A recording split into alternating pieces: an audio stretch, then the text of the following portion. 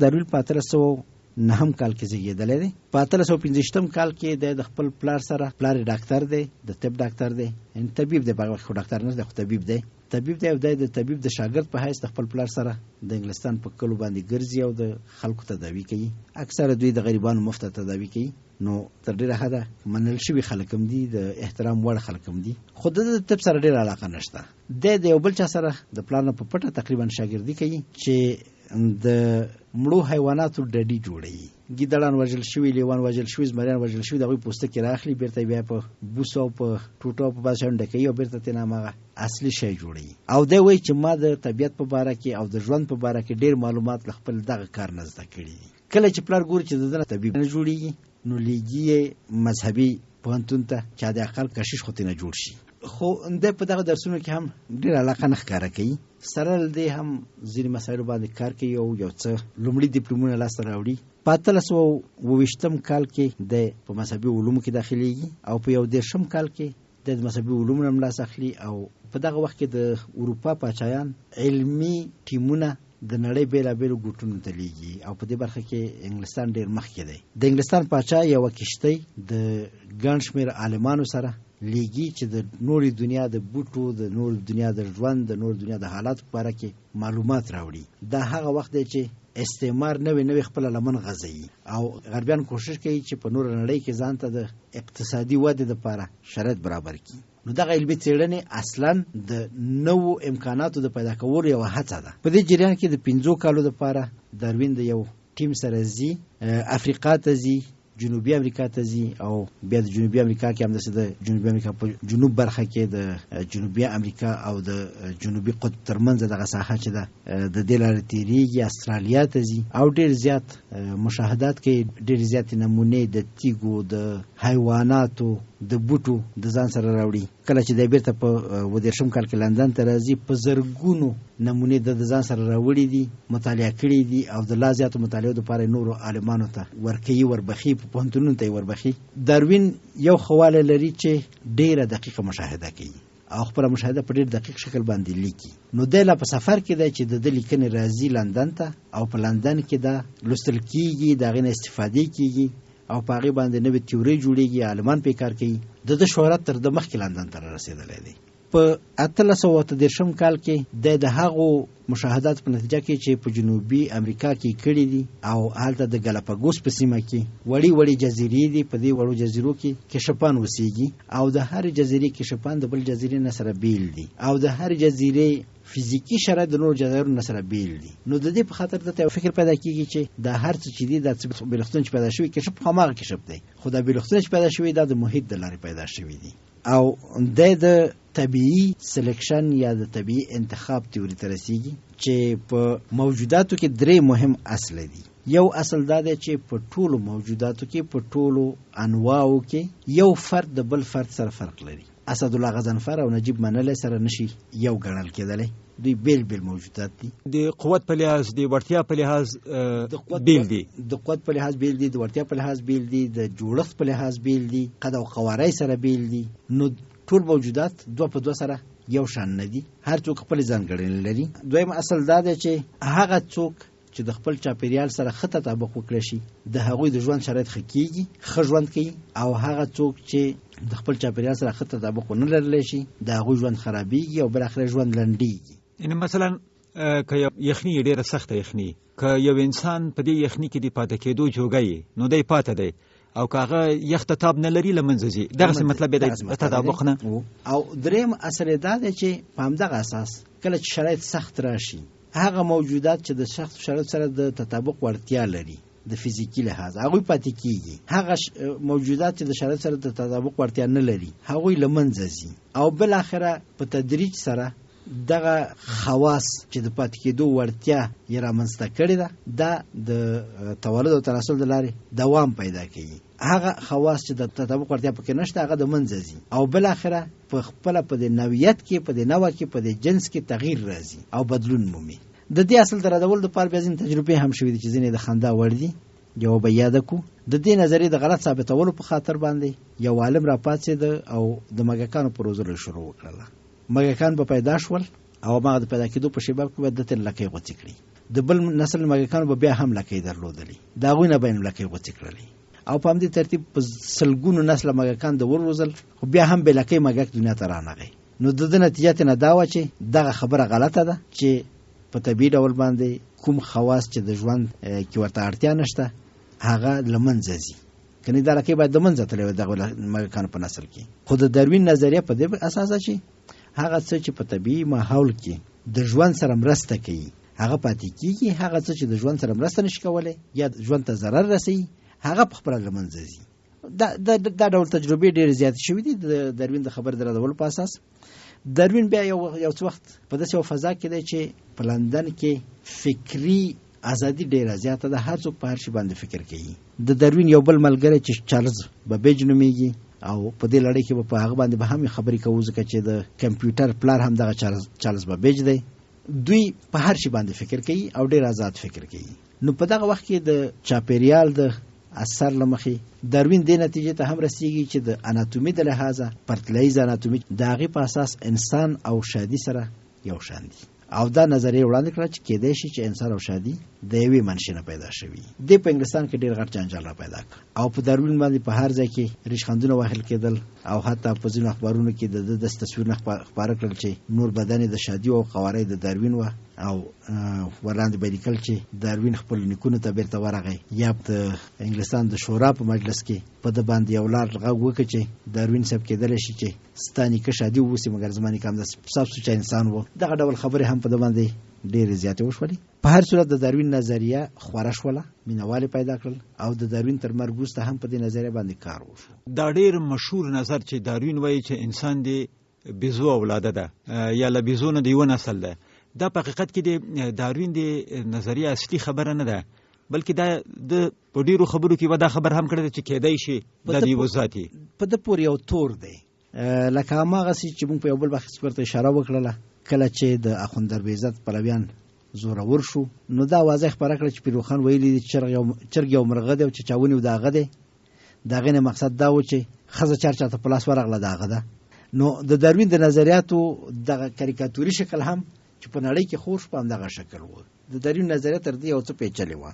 په همدغه وخت کې په 1822 نه تر 1880 کاله پورې یو بل ډېر ستر عالم جارج مندل د جنیتیکي خواصو او د ارثي خواصو په باره کې د ارثیات په باره کې څېړنې کړي دي. دا څېړنې هم که څه د داروین په لاس کې نه وي مګر د داروین نه وروسته بیا د داروین د نظریو سره یو ځای شولې او د نوي داروینیزم په نامه باندې یو نظر رامنځته شو چې د هغې په اساس دا ویل کېږي چې تحولات چې راځي په فزیکي بڼه کې مستقیما نه راځي، یعنی هغه عالم چې د موږکانو لکۍ غوڅولې هغه په غلطه روان و. تحولات کله چې موجود د تناسل په اوله مرحله کې ډي ان اے ډېر په اسانه بدلیږي او د ډي ان اے تحولات که د دې وړتیا ولري چې موجود چې ترې نزدیږي د ژوند وړ وي هغه ژوندی پاتې کېږي او که د ژوند وړ نه وي هغه مړ کېږي. نو په دغه اساس باندې دا تحولات رامنځته کېږي. ډي ان اے یعنې د یو ژوندي موجود د سلول هغه مالیکولونه چې هغه ارثي خواص پکې چې ارثي خواص پکې دي او بیا د دغو څېړنو په نتیجه کې او د البته انسان په دې برخې نور تجربې هم لرلې ډېر مهمه لاسته راوړنه چې د داروین د نظریاتو او د نیو داروینیزم نه متفاوته ده هغه زموږ په اوسنۍ نړۍ کې د اصلاح شوو تخمونو او د اصلاح شوو حیواناتو ډېرښت دی چې موږ د هغو خواص په خاطر چې زموږ دپاره ګټور دي د حیواناتو په جنسیت کې تغییر راولو او د نباتاتو او د خپلې ګټې دپاره یې کاروو. استاد مننه. د داروین په نظریه کې هغه اصطلاحات چې زموږ په ادبیاتو کې زموږ په کتابونو کې ډېر استفاده ځینې کېږي، یو خو د طبیعي انتخاب اصطلاح ده چې تاسو خبرې پرې څه وکړې ویل چې طبیعت چې دی هغه ژوي چې له بدلیدونکو حالاتو سره سمون خوړی سي توافق کولی سي هغه انتخابوي یعنی پرېږدي او بقای ادامه پیدا کوي او هغه چې نسی کولای هغه له منځه ځي. مثلا یو وخت د مځکې په مخ 150 میلیونه کاله پخوا یا 100 میلیونه کاله پخوا ډایناسورانو یو وخت دلته تطابق کوو، بیا داسې حالات راغلل، هواو کې تغیرات راغلل، په مځکه کې تغیرات راغلل، دوی له منځه لاړل، طبیعت د دوی حیات ور ختم کو. دا خو د هغه طبیعي انتخاب اصطلاح سوه. بل ډېره مشهوره اصطلاح چې البته د موږ په کتابونو کې دا ډېر راځي هغه د بقای اصلاح اصطلاح ده. ګمان کوم تاسو چې وویل چې هغه کوم ژوي چې په یو ناوه کې تر نورو تکړه دي، تر نورو وړتیا یې ډیره ده، نو هغوی پاتې کېدونکي دي. بقای اصلاح به په همدې بحث کې له دې سره ارتباط لري. د همدې بحث سره ارتباط لري او دغه دواړه موضوعګانې اوسنی علم ثابتوي چې په اصولو کې همدغه شی دی، مګر کله چې جزئیاتو ته ور داخل شو نو کېدای شي چې ډېرې عجیبې نتیجې لاسته راوړو. د مثال په توګه دغه د تر ټولو غوره پاتې کېدونکی یا ستاسو په اصطلاح بقای اصلاح، دغه اصل ته که موږ وګورو په افریقا کې یوه ناروغي ده د دریپانوسیتوز په نامه باندې. دریپانوسیتوز د انسان د وینې د سرو کرویاتو یوه ناروغي ده چې هغه د اکسیجن د جذب وړتیا یې کمیږي، یعنی دې خلکو ته ساده ژبه چې وایي سالنډی ورته ډېر په اسانه پیدا کېږي او د همدې نه ډېر مري هم، علاج هم نه لري. مګر دریپانوسیتوز په عین حال کې د ملاریا په مقابل کې مقاومت زیاتوي. څرنګه چې په افریقا کې په 19مه پیړۍ کې د 20مې پیړۍ په پیل کې د انسانانو د مرګ تر ټولو ستر عامل ملاریا و، نو هغه چا چې د دریپانوسیتوز مریضي درلودله هغوی پاتې شول، هغه چا چې دا نه درلودله د هغوی نسل ختم شو. نن په افریقا کې دریپانوسیتوز تر ملاریا یو ډېر ستر مرض دی او ډېر ستر جنجال دی. یعنی هغه بقای اصله هم چې موږ ورته وایو داسې نه ده چې په ډېر منطقي ډول باندې اما کوم شي چې ډېر غوره دی هغه انتخاب شوی د شرایطو سره سم، هغه خاصیت، هغه کیفیت، هغه بڼه چې د هغه وخت د شرایطو سره برابر وه پاتې شوې ده. که د دې بڼې سره نور مشکلات تړلي وو هغه ورسره تړلي وو. استاد منلی زمری د دنیا د مخ ته ټولو قوي حیوان ګڼل کېدو او انسان تر اوسه هم په خپلو خوبونو کې هم ځینې ویریږي، مګر چون زمری غټ جسم لري نو کله چې توپکونه پیدا شوي دي او مرمۍ پیدا شوي دي تر ټولو اسانه دي د مرګ دی چې دی نه خطا کیشي، خو دا واړه موجودات چې دي دا خطا کیشي، په دوی باندې د انسان مرمۍ نه لګیږي، حتی انسان یې ویني نه سم. نو هغه چې ډېر واړه و هغه ډېر پاتې شو د انسان له شره، خو هغه چې ډېر غټ و لکه د زمري غوندې هغه د انقراض په حالت کې دي. دا خو مختلف حالات لرلی شي. یو بل اصطلاح استاد منلی دی د داروینیزم په کتابونو کې دا ډېر راځي د تنازع بقا، چې ګمان کوم موږ ډېرې خبرې ونه کړې په دې شي باندې اشاره مو نه کړه دې ته. د ژوند دپاره جګړه د داروین د طبیعي انتخاب یوه نتیجه هم دا کېدلی شي چې کله چې په یو ځای کې د ژوند امکانات کم وي، هغه ژوي، هغه موجودات چې د دغو امکاناتو نه په اسانه استفاده کولی شي هغوی پاتې کېږي او هغه ژوي چې د دغو امکاناتو نه استفاده نشي کولی هغوی له منځه ځي. که یو ساده مثال یې واخلو، بس ډېر دقیق مثال نه دی خو بیا هم د خبر د پوهولو لپاره شاید یو څه وضاحت ورکړي. که تاسې په یوه دښته کې یو ډنډ ولرئ او دغه ډنډ ته هم سوی راځي، هم ورته پیل راځي، هم ورته میخې راځي، هم ورته ګیدړ راځي، هم ورته موږک راځي، ټول حیوانات چې په دغه ساحه کې ژوند کوي دا ټول ورته راځي. په ډېر غالب ګمان چې سوی به د پیل د پښو لاندې شي، اوبو ته به د ورسېدلو وړتیا پیدا نه کړي، یا به یې ګیدړان وخوري یا به بل شکل باندې هغه شي، د سوی نسل به ختم شي. پیل به وکړی شي چې په اسانه باندې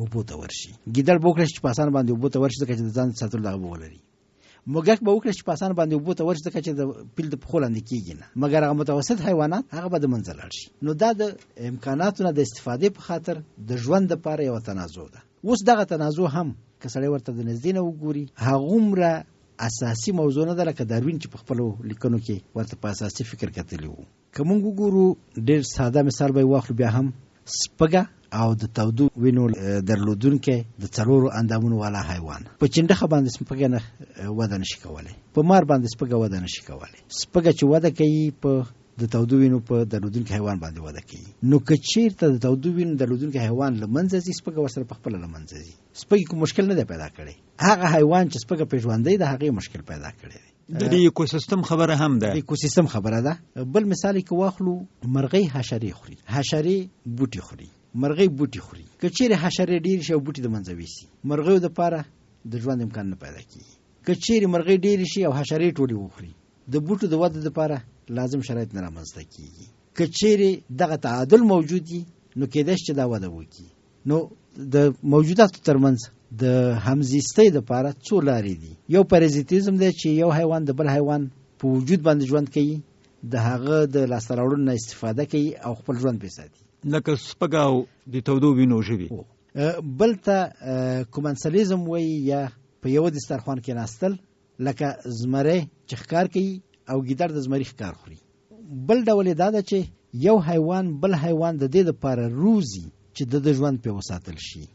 په اوبو کې د دولفین په نام باندې یو حیوان دی، ډېر ښکلی حیوان دی او خیارم دی. د دولفین سره همیشه یو وړوکی ماهي رواني، دغه ماهي ټول ضرورت د دولفین د خوا رفع کیږي او د وظیفه فقط همدومره ده چې دولفین په مخ کې رواني او دولفین ته د خطرونو په باره کې معلومات ورکوي. نو هغه د دې لپاره ساتلی دی چې ځان پې وساتي.